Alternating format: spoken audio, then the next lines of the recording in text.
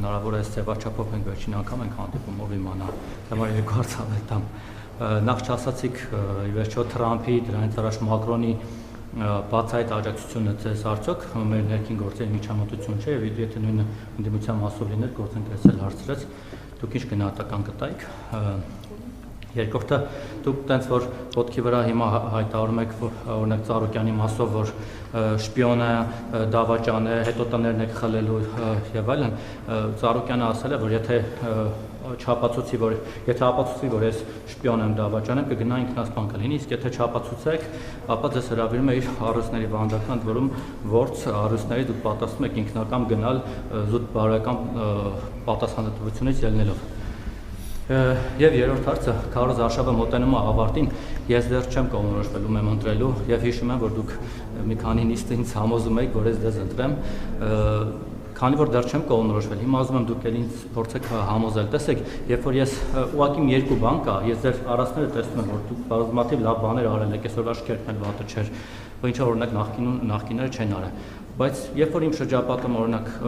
ասում են ոնց դու Նիկոլին ես ցեն տալու, ասում եմ թե չէ, մտածում եմ էլի, իրենքից մեղադրում են կներեք ուղիղ բառացի մեջ բրեմ չվիրավորվեք իրենց բառերն են, ձեր ելույթներից ելնելով, ասում են ոնց կարող ես այդ մարդուն ձեն տալ, դու դրա ելույթները տեսել ես այդ ոնց է խոսում մարդկանց հետ, գիժա, հիստերիկա, շիզոֆրենիկա, ճիշտ է, նախկիններն էլ ասում են թալանչի, մարդասպան, գող, ավազակ, հիմա ձեզ էլ տենց անուններ են տալիս, են դավաճան, հողատուն, մնացածն էլ չասեմ այս տարիների խոսույթը, ու ասում եմ լավ, մենք ունենալու ենք մի երկի ղեկավար, որին անուն չկպցնեն, որով հպարտանանք, որին չհամաչենք այդ մարդու կերպարից։ Երկրորդ բանը, որ ինձ այտենց կաշկանդում է, հա, վերջին ես ասեմ, երկրորդ հանգամանքը, որ կաշկանդում է, այն է, որ ես, երբ որ դուք գնում եք մարդկանց հետ շփվելու, շատերը ձեզ իսկապես շատ սիրում են, բայց այդ ինչ կոնտինգենտ է ձեզ համակրում։ Տարիքով տղամարդը ձեզ մոտենում, ասում եք մենք պրոշտի անենք, լավա չարեցիք դեպ շատ լավ էր։ Այն զոհվածի մայրը մոտենում ձեզ ասում է, երեխաներս երկու տղա ունի, ձեր օրոք են զոհվել, բայց ես ձեր շնորհակալ եմ։ Կամ այն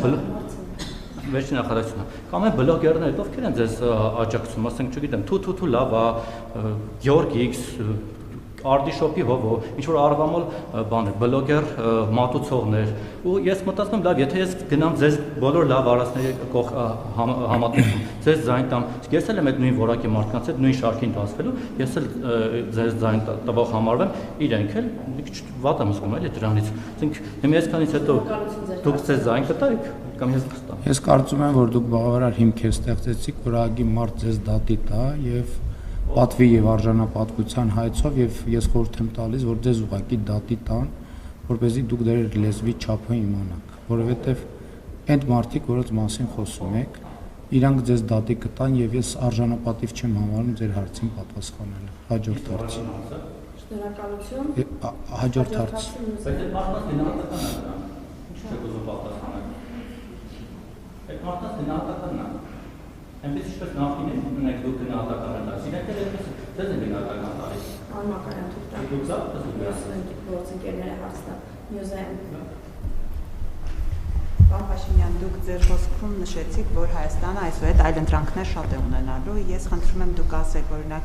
ելակ արտադրող եւ ծաղիկ արտադրող մեր քաղաքացիներին, տնտեսվարողներին, դուք ինչ այլ ընտրանք եք առաջարկում, մարդիկ գնացել են, թույլ չեն տվել ապրանքը տանել, հիմա ինչ անեն, թափում էին ծաղիկը, այլ ընտրանքը որն է, այդ տնտեսվարողներին դուք ինչ եք առաջարկում։ Եվ տեսեք, դուք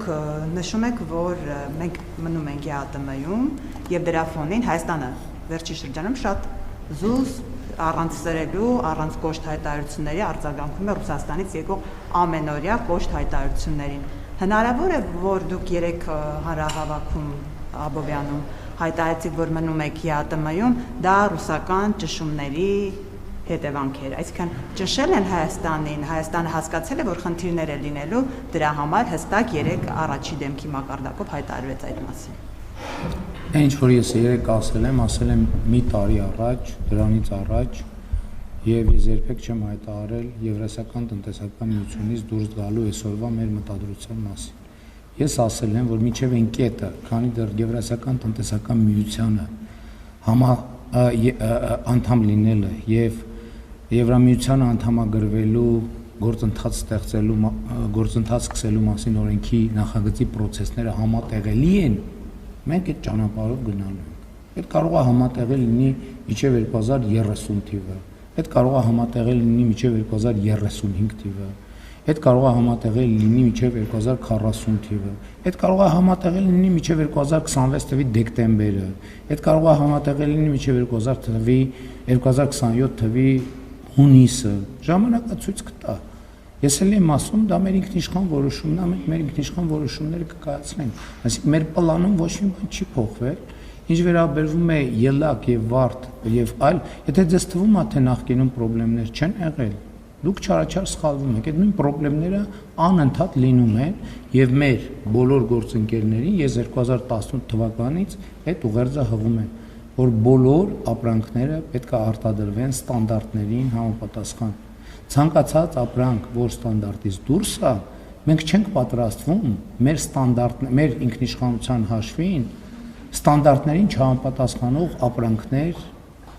արտահանման աջակցել։ Մենք պատրաստվում ենք աջակցել բոլոր այն արտադրողներին, ովքեր ստանդարտներին համապատասխան արտադրանք են արտադրում։ Իսկ ստանդարտներին համապատասխան արտադրանքի համար 7 միլիարդանոց շուկա կա աշխարհում եւ այդ բոլոր շուկաները այսօր բաց են Հայաստանի Հանրապետության համար։ Մենք ընդհանուր Եվրամիության արտահանման դեպքում մաքսատուրքի վճարման աջակցության ծրագիր ենք ստեղծել եւ այլն եւ այդպես շարունակ։ Այսինքն ստանդարտին համապատասխանող ապրանքի արտահանման որևէ խնդիր գոյություն չունի եւ մենք ինչպես նախկինում այսօր էլ շարունակելու ենք, որ մեր բոլոր ապրանքները, արտադրանքները լինեն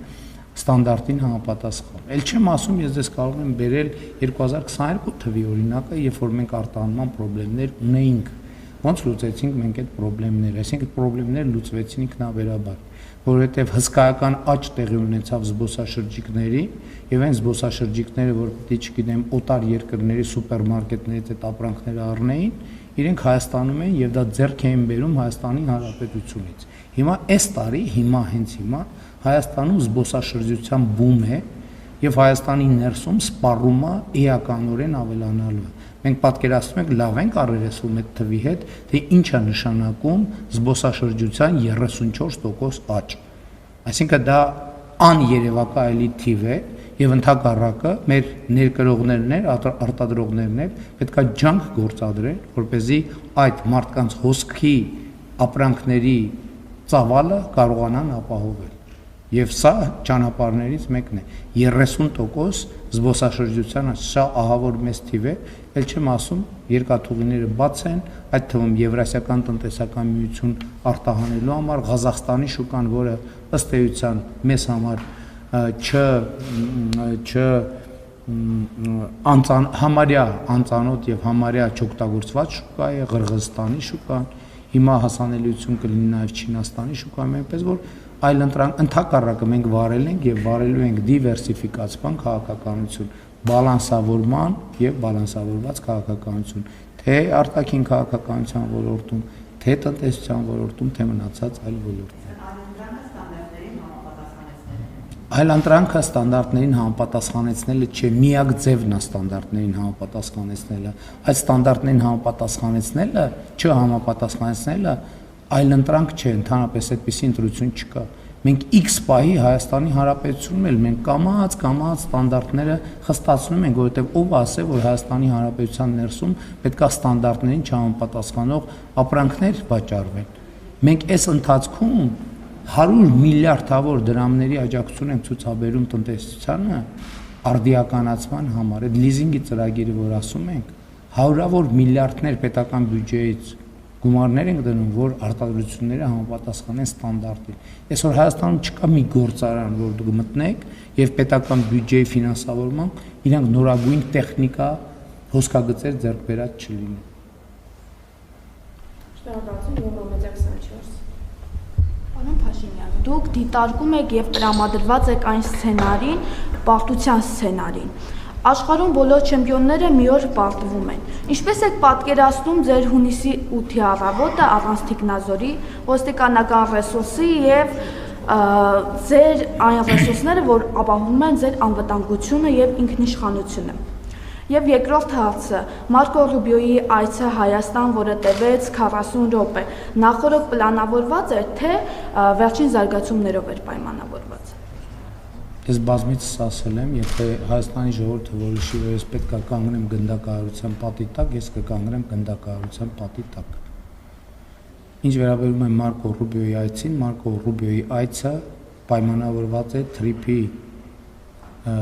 շուրջ համաձայնագրի տեքստի վերջնականացման համաձայնեցման հետ։ Այսինքն մենք չգիտեինք համաձայնագրի տեքստը որն է համաձայնեցվելու։ Երբ որ համաձայնեցվել է, անհրաժեշտություն է առաջացել այդ համաձայնեցումը արձանագրել պաշտոնապես եւ դրանով այցը հենց արժևորում է առավել ևս դրանով, որ այդ առիթով, հենց այդ առիթով Միացյալ Նահանգների պետքարտուղարը եկել է Հայաստան, նախաստորագրել է եւ ստորագրման ու վավերացման հետագա ընթացքը ապահովելու համար։ Շնորհակալություն, իշխանություն։